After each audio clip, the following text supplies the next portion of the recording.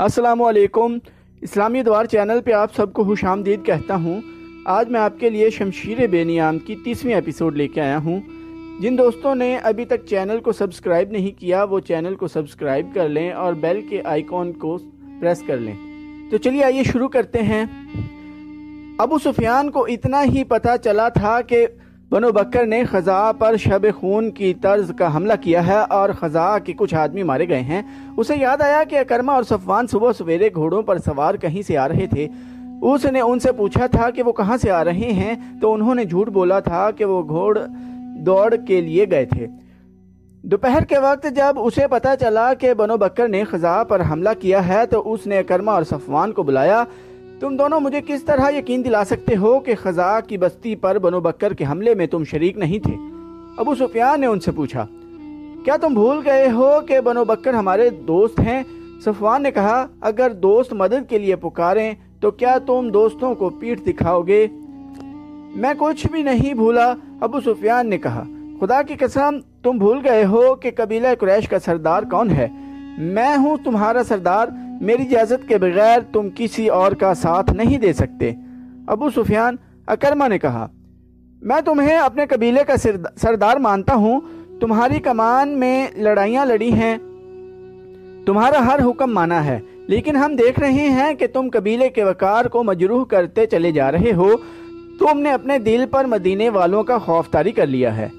اگر میں قبیلے کا سردار ہوں تو میں کسی کو ایسا جرم بخشوں گا نہیں جو تم نے کیا ہے، ابو سفیان نے کہا۔ ابو سفیان، اکرمہ نے کہا، وہ وقت تمہیں یاد ہوگا جب خالد مدینہ کو رخصت ہوا تھا، تم نے اسے بھی دھمکی دی تھی اور میں نے تمہیں کہا تھا کہ ہر کسی کو حق حاصل ہے کہ وہ اس عقیدے کا پیروکار ہو جائے جسے وہ اچھا سمجھتا ہے، اور میں نے تمہیں یہ بھی کہا تھا کہ تم نے اپنا رویہ نہ بدلا تو میں بھی تمہارا ساتھ چھوڑنے اور محمد صلی اللہ علیہ وآلہ وسلم کی اطاعت قبول کرنے پر مجبور ہو جاؤں گا۔ کیا تم نہیں سمجھتے کہ باوقار لوگ اپنے عہد کی خلاف ورزی نہیں کیا کرتے؟ ابو سفیان نے کہا، تم نے بنو بکر کا ساتھ دے کر اور مسلمانوں کے اتحادی قبیلے پر حملہ کر کے اپنے قبیلے کا وقار تباہ کر دیا ہے۔ اگر تم یہ سوچ رہے ہو کہ محمد صلی اللہ علیہ وآلہ وسلم نے مکہ پر حملہ کر دیا تو تم حملہ پسپا کر دو گے تو تم خوش فہمی میں مبتلا ہو۔ کون سے میدان میں تم نے مسلمانوں کو شکست دی ہے؟ کتنا لشکر لے کر تم نے مدینہ کو محاصرے میں لیا تھا؟ وہاں سے پسپائی کا حکم تم نے دیا تھا۔ صفوان نے کہا، تم نے ہار مان لی تھی۔ میں تم جیسے ضدی اور کوتاہ بیس آدمیوں کے پیچھے پورے قبیلے کو ذلیل و خوار نہیں کراؤں گا، ابو سفیان نے کہا۔ میں مسلمانوں کے ساتھ ابھی چھیڑ خانی نہیں کر سکتا۔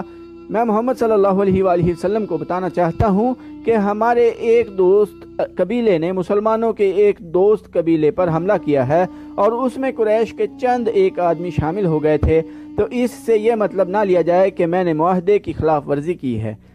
میں محمد صلی اللہ علیہ وآلہ وسلم کو بتاؤں گا کہ قبیلہ قریش حدیبیہ کے معاہدے پر قائم ہے۔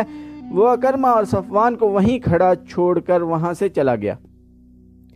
ابو سفیان اسی روز مدینہ کو روانہ ہو گیا۔ اہل مکہ حیران تھے کہ ابو سفیان اپنے دشمن کے پاس چلا گیا ہے۔ اس کے خلاف آوازیں اٹھنے لگیں۔ اس کی بیوی ہند جو بڑے موٹے جسم اور اونچے قد کی عورت تھی، پھنکارتی پھر رہی تھی۔ مدینہ پہنچ کر ابو سفیان نے جس دروازے پر دستک دی وہ اس کی اپنی بیٹی ام حبیبہ رضی اللہ عنہا کا گھر تھا۔ دروازہ کھلا، بیٹی نے اپنے باپ کو دیکھا تو بیٹی کے چہرے پر مسرت کی بجائے بے رخی کا تاثر آ گیا۔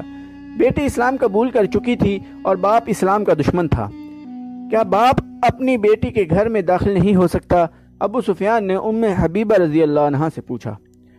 اگر باپ وہ سچا مذہب قبول کر لے جو اس کی بیٹی نے قبول کیا ہے تو بیٹی باپ کی راہ میں آنکھیں بچھائے گی، ام حبیبہ رضی اللہ عنہا نے کہا۔ بیٹی، ابو سفیان نے کہا، میں پریشانی کے عالم میں آیا ہوں، میں دوستی کا پیغام لے کر آیا ہوں۔ بیٹی کیا کر سکتی ہے؟ ام حبیبہ رضی اللہ عنہا نے کہا، آپ رسول اللہ صلی اللہ علیہ وآلہ وسلم کے پاس جائیں۔ بیٹی کی اس بے رخی پر ابو سفیان سٹ پٹا اٹھا اور رسول کریم صلی اللہ علیہ وآلہ وسلم کے گھر کی طرف چل پڑا۔ راستے میں اس نے وہ شناسا چہرے دیکھے جو کبھی اہل قریش کہلاتے اور اسے اپنا سردار مانتے تھے، اب اس سے بیگانے ہو گئے تھے۔ وہ اسے چپ چاپ دیکھ رہے تھے۔ وہ ان کا دشمن تھا، اس نے ان کے خلاف لڑائیاں لڑی تھیں۔ احد کی جنگ میں ابو سفیان کی بیوی ہند نے مسلمانوں کی لاشوں کے پیٹ چاک کیے اور ان کے کان اور ناکیں کاٹ کر ان کا ہار بنایا اور اپنے گلے میں ڈالا تھا۔ ابو سفیان اہل مدینہ کی گھورتی ہوئی نظروں سے گزرتا رسول کریم صلی اللہ علیہ وآلہ وسلم کے ہاں جا پہنچا۔ اس نے ہاتھ بڑھایا، رسول کریم صلی اللہ علیہ وآلہ وسلم نے مصافحہ کیا، لیکن آپ صلی اللہ علیہ وآلہ وسلم کی بے رخی نمایاں تھی۔ رسول کریم صلی اللہ علیہ وآلہ وسلم کو اطلاع مل چکی تھی کہ بنو بکر نے اہل قریش کی مدد سے خزاع پر حملہ کیا ہے۔ آپ صلی اللہ علیہ وآلہ وسلم اہل قریش کو فریب کار سمجھ رہے تھے۔ ایسے دشمن کا آپ صلی اللہ علیہ وآلہ وسلم کے پاس ایک ہی علاج تھا کہ فوج کشی کرو تاکہ وہ یہ نہ سمجھے کہ ہم کمزور ہیں۔ اے محمد صلی اللہ علیہ وآلہ وسلم، ابو سفیان نے کہا، میں یہ غلط فہمی رفع کرنے آیا ہوں کہ میں نے حدیبیہ کے صلح نامے کی خلاف ورزی نہیں کی۔ اگر بنو بکر کی مدد کو قبیلہ قریش کے چند آدمی میری اجازت کے بغیر چلے گئے تو یہ میرا قصور نہیں، میں نے معاہدہ نہیں توڑا۔ اگر تم چاہتے ہو تو میں معاہدے کی تجدید کے لیے تیار ہوں۔ مورخین ابن ہشام اور مغازی کی تحریروں سے پتہ ملتا ہے کہ رسول اکرم صلی اللہ علیہ وآلہ وسلم نے نہ اس کی طرف دیکھا نہ اس کے ساتھ کوئی بات کی۔ رسول کریم صلی اللہ علیہ وآلہ وسلم کی خاموشی نے ابو سفیان پر خوف طاری کر دیا۔ وہ وہاں سے اٹھ آیا اور حضرت ابو بکر رضی اللہ عنہ سے جا ملا۔ محمد صلی اللہ علیہ وآلہ وسلم میری کوئی بات سننے پر آمادہ نہیں۔ ابو سفیان نے ابو بکر رضی اللہ عنہ سے کہا، تم ہم میں سے ہو ابو بکر رضی اللہ عنہ، خدا کی قسم ہم گھر آئے مہمان کے ساتھ ایسا سلوک نہیں کیا کرتے کہ اس کی بات بھی نہ سنیں۔ میں دوستی کا پیغام لے کر آیا ہوں، میں جنگ نہ کرنے کا معاہدہ کرنے آیا ہوں۔ اگر محمد صلی اللہ علیہ وآلہ وسلم نے جو اللہ کے رسول ہیں تمہاری بات نہیں سنی تو ہم تمہاری کسی بات کا جواب نہیں دے سکتے۔ ابو بکر رضی اللہ عنہ نے کہا، ہم اس مہمان کی بات سنا کرتے ہیں جو ہماری بات سنتا ہے۔ ابو سفیان، کیا تم نے محمد صلی اللہ علیہ وآلہ وسلم کی بات سنی ہے کہ وہ اللہ کا بھیجا ہوا رسول ہے؟ کیا تم نے اللہ کے رسول صلی اللہ علیہ وآلہ وسلم کی یہ بات نہیں سنی تھی کہ اللہ ایک ہے اور اس کے سوا کوئی معبود نہیں؟ سنی تھی۔ تم رسول صلی اللہ علیہ وآلہ وسلم کے دشمن کیوں ہو گئے تھے؟ کیا تم میری کوئی مدد نہیں کرو گے ابو بکر رضی اللہ عنہ؟ ابو سفیان نے التجا کی۔ نہیں، ابو بکر رضی اللہ عنہ نے کہا، ہم اپنے رسول صلی اللہ علیہ وآلہ وسلم کے حکم کے پابند ہیں۔ ابو سفیان مایوسی کے عالم میں سر جھکائے ہوئے چلا گیا اور کسی سے حضرت عمر رضی اللہ عنہ کا گھر پوچھ کر ان کے سامنے جا بیٹھا۔ اسلام کے سب سے بڑے دشمن کو مدینہ میں دیکھ کر مجھے حیرت ہوئی ہے۔ عمر رضی اللہ عنہ نے کہا، خدا کی قسم تم اسلام قبول کرنے والوں میں سے نہیں۔ ابو سفیان نے عمر رضی اللہ عنہ کو مدینہ میں آنے کا مقصد بتایا اور یہ بھی کہ رسول کریم صلی اللہ علیہ وآلہ وسلم نے اس کے ساتھ بات تک نہیں کی اور ابو بکر رضی اللہ عنہ نے بھی اس کی مدد نہیں کی۔ میرے پاس اگر چیونٹیوں جیسی کمزور فوج ہو تو بھی تمہارے خلاف لڑوں گا۔ عمر رضی اللہ عنہ نے کہا، تم میرے نہیں میرے رسول صلی اللہ علیہ وآلہ وسلم اور میرے مذہب کے دشمن ہو۔ میرا رویہ وہی ہوگا جو اللہ کے رسول صلی اللہ علیہ وآلہ وسلم کا ہے۔ ابو سفیان فاطمہ رضی اللہ عنہ سے ملا، حضرت علی رضی اللہ عنہ سے ملا، لیکن کسی نے بھی اس کی بات نہ سنی۔ وہ مایوس اور نامراد مدینے سے نکلا۔ اس کے گھوڑے کی چال اب وہ نہیں تھی جو مدینہ کی طرف آتے وقت تھی۔ گھوڑے کا بھی جیسے سر جھکا ہوا تھا، وہ مکہ کو جا رہا تھا۔ رسول خدا صلی اللہ علیہ وآلہ وسلم نے اس کے جانے کے بعد ان الفاظ میں حکم دیا کہ مکہ پر حملے کے لیے زیادہ سے زیادہ تعداد میں فوج تیار کی جائے۔ آپ کے حکم میں خاص طور پر شامل تھا کہ جنگی تیاری اتنے بڑے پیمانے کی ہو کہ مکہ والوں کو فیصلہ کن شکست دے کر قریش کو ہمیشہ کے لیے تہ تیگ کر لیا جائے۔ اس کے علاوہ حضور اکرم صلی اللہ علیہ وآلہ وسلم نے فرمایا کہ کوچ بہت تیز ہوگا اور اسے ایسا خفیہ رکھا جائے گا کہ مکہ والوں کو بے خبری میں دبوچ لیا جائے یا مکہ کے قریب اتنی تیزی سے پہنچا جائے کہ قریش کو مہلت نہ مل سکے کہ وہ اپنے اتحادی قبائل کو مدد کے لیے بلا سکیں۔ مدینہ میں مسلمانوں نے راتوں کو بھی سونا چھوڑ دیا۔ جدھر دیکھو تیر تیار ہو رہے تھے، تیروں سے بھری ہوئی ترکشوں کے انبار لگتے جا رہے تھے۔ برچیاں بن رہی تھیں، گھوڑے اور اونٹ تیار ہو رہے تھے، تلواریں تیز ہو رہی تھیں، نئی بن رہی تھیں، عورتیں اور بچے بھی جنگی تیاریوں میں مصروف تھے۔ رسول اکرم صلی اللہ علیہ وآلہ وسلم اور صحابہ اکرام رضی اللہ عنہ بھاگتے دوڑتے نظر آتے تھے۔ مدینہ میں ایک گھر تھا جس کے اندر کچھ اور سرگرمی تھی، وہ غیر مسلم گھرانہ تھا۔ وہاں ایک اجنبی آیا بیٹھا تھا۔ گھر میں ایک بوڑھا تھا، ایک ادھیڑ عمر آدمی، ایک جوان لڑکی، ایک ادھیڑ عمر عورت اور 2-3 بچے تھے۔ میں مسلمانوں کے ارادے دیکھ آیا ہوں، اجنبی نے کہا۔ ان کا ارادہ ہے کہ مکہ والوں کو بے خبری میں جا لیں۔ شک و شبہ محمد صلی اللہ علیہ وآلہ وسلم جنگی چالوں کا ماہر ہے، اس نے جو کہا ہے وہ کر کے دکھا دے گا۔ ہم کیا کر سکتے ہیں؟ بوڑھے نے پوچھا۔ میرے بزرگ، اجنبی نے کہا، ہم اور کچھ نہیں کر سکتے، لیکن ہم مکہ والوں کو خبردار کر سکتے ہیں کہ تیار رہو اور ادھر ادھر کے قبیلوں کو اپنے ساتھ ملا لو اور مکہ کے راستے میں کہیں گھات لگا کر مسلمانوں پر ٹوٹ پڑو۔ مکہ پہنچنے تک ان پر شب خون مارتے رہو۔ مسلمان جب مکہ پہنچیں گے تو ان کا دم خم ٹوٹ چکا ہوگا۔ قسم اس کی جسے میں پوجتا ہوں، بوڑھے نے جوشیلی آواز میں کہا، تم عقل والے ہو، تم خدا یہودا کے سچے پجاری ہو، خدا یہودا نے تمہیں عقل و دانش عطا کی ہے، کیا تم مکہ نہیں جا سکتے؟ نہیں، اجنبی نے کہا۔ نہیں، اجنبی نے کہا۔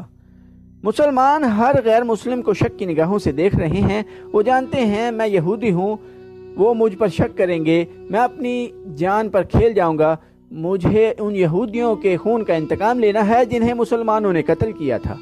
میری رگوں میں بنو قریظہ کا خون دوڑ رہا ہے۔ یہ میرا فرض ہے کہ میں مسلمانوں کو ضربیں لگاتا رہوں۔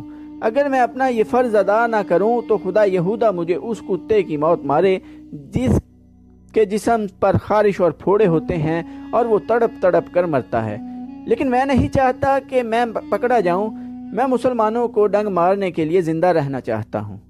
میں بوڑھا ہوں، بوڑھے نے کہا، مکہ دور ہے، گھوڑے یا اونٹ پر اتنا تیز سفر نہیں کر سکوں گا کہ مسلمانوں سے پہلے مکہ پہنچ جاؤں۔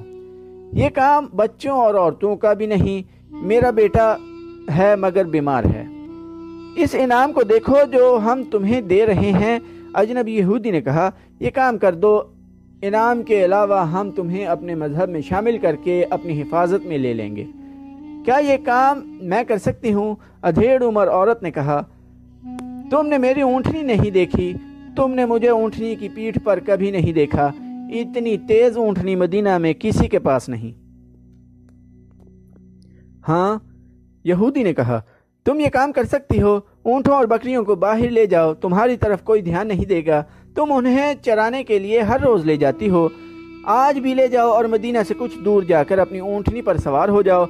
اس نے ایک کاغذ اس عورت کو دیتے ہوئے کہا، اسے اپنے سر کے بالوں میں چھپا لو، اونٹنی کو دوڑاتی لے جاؤ اور مکہ میں ابو سفیان کے گھر جاؤ اور بالوں میں سے یہ کاغذ نکال کر اسے دے دو۔ لاؤ، عورت نے کاغذ لے کر کہا، پورا انعام میرے دوسرے ہاتھ پر رکھ دو اور اس یقین کے ساتھ میرے گھر سے جاؤ کہ مسلمان مکہ سے واپس آئیں گے تو ان کی تعداد آدھی بھی نہیں ہوگی اور ان کے سر جھکے ہوئے ہوں گے اور شکست ان کے چہروں پر لکھی ہوئی ہوگی۔ یہودی نے سونے کے 3 ٹکڑے عورت کو دیے اور بولا، یہ اس انعام کا نصف ہے جو ہم تمہیں اس وقت دیں گے جب تم یہ پیغام ابو سفیان کے ہاتھ میں دے کر واپس آ جاؤ گی۔ اگر میں نے کام کر دیا اور زندہ واپس نہ آ سکی تو باقی انعام تمہارے بیمار خاوند کو ملے گا، یہودی نے کہا۔ یہ عورت اپنے اونٹ اور بکریاں چرانے کے لیے لے گئی، انہیں وہ ہانکتی لے جا رہی تھی، کسی نے بھی نہ دیکھا کہ اونٹوں کی پیٹھیں ننگی تھیں، لیکن ایک اونٹنی سواری کے لیے تیار کی گئی تھی، اس کے ساتھ پانی کا مشکیزہ اور ایک تھیلا بھی بندھا ہوا تھا۔ عورت ایک ریوڑ کو شہر سے دور لے گئی۔ بہت دیر گزر گئی تو یہودی نے اس جوان لڑکی کو جو گھر میں تھی کہا، وہ جا چکی ہوگی، تم جاؤ اور اونٹوں اور بکریوں کو شام کے وقت واپس لے آنا۔ وہ لڑکی ہاتھ میں گرڈریوں والی لاٹھی لے کر باہر نکل گئی، لیکن وہ شہر سے باہر جانے کی بجائے شہر کے اندر چلی گئی۔ وہ اس طرح ادھر ادھر دیکھتی جا رہی تھی جیسے کسی کو ڈھونڈ رہی ہو۔ وہ گلیوں میں سے گزری اور ایک میدان میں جا رکی۔ وہاں بہت سے مسلمان ڈھالیں اور تلواریں لیے تیغ زنی کی مشق کر رہے تھے۔ ایک طرف شتر دوڑ ہو رہی تھی، تماشائیوں کا بھی ہجوم تھا۔ لڑکی اس ہجوم کے ارد گرد گھومنے لگی۔ وہ کسی کو ڈھونڈ رہی تھی۔ اس کے چہرے پر پریشانی کے آثار تھے جو بڑھتے جا رہے تھے۔ اس کے قدم تیزی سے اٹھنے لگے۔ ایک جوان سال آدمی نے اسے دیکھ لیا اور بڑی تیز چلتا اس کے پیچھے گیا۔ قریب پہنچ کر اس نے دھیمی سی آواز میں کہا، زاریہ۔ لڑکی نے چونک کر پیچھے دیکھا اور اس کے چہرے پر سے پریشانی کا تاثر اڑ گیا۔ وہیں آ جاؤ، زاریہ نے کہا، اور وہ دوسری طرف چلی گئی۔ زاریہ کو وہاں پہنچتے خاصا وقت لگ گیا جہاں وہ عورت اونٹوں اور بکریوں کو لے جایا کرتی تھی۔ اونٹ اور بکریاں وہیں تھیں، وہ عورت اور اس کی اونٹنی وہاں نہیں تھی۔ زاریہ وہاں اس انداز سے بیٹھ گئی جیسے بکریاں چرانے آئی ہو۔ وہ بار بار اٹھتی اور شہر کی طرف دیکھتی تھی۔ اسے اپنی طرف کوئی آتا نظر نہیں آ رہا تھا۔ وہ ایک بار پھر پریشان ہونے لگی۔ سورج ڈوبنے کے لیے افق کی طرف جا رہا تھا۔ جب وہ آتا دکھائی دیا، زاریہ نے سکون کی آہ بھری اور بیٹھ گئی۔